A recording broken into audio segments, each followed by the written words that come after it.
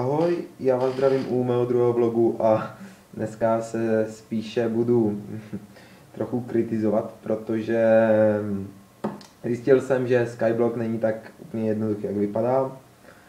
A za 20 minut, co jsem ho zkoušel natáčet snad 6krát, já se podívám přesně. Má vrzající židla.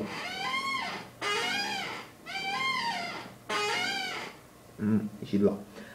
A já vám řeknu přesně, kolikrát jsem ho zkoušel natáčet. Jo, přesně. Přesně jsem ho zkoušel natáčet 8krát a vždycky jsem umřel. Doufám, že zítra to už snad natočím dobře. A minulý vlog měl docela dobrý ohlas, tak asi ve vlogách budu pokračovat. Mám nějakých 20 odběratelů teďka, což mě docela těší.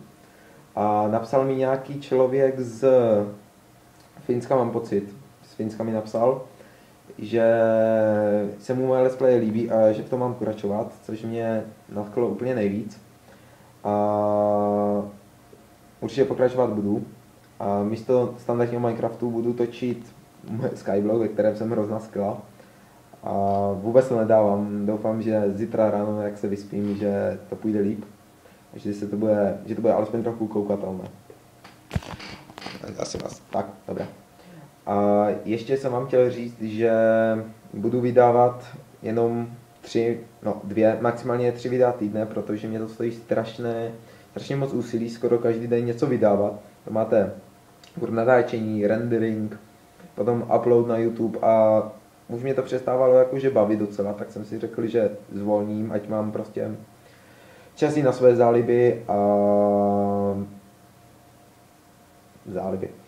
a že to budu řešit takhle, takže očekávejte ode mě maximálně ty 3 let's playe za týden a určitě pokud mě budete chtít podpořit, tak